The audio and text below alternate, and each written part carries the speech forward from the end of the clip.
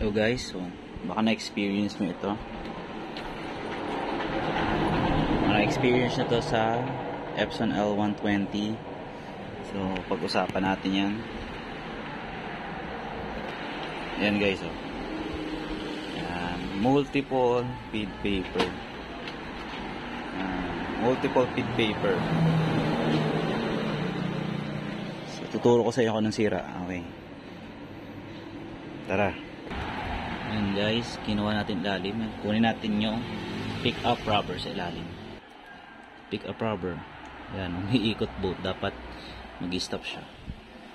So, repair natin. Ayan na guys. Stop siya. Stop. Twist. Stop. Twist. Yan, basag spring niya. Okay guys, so look. Okay, thanks for watching. So, isa na lang kinain niya.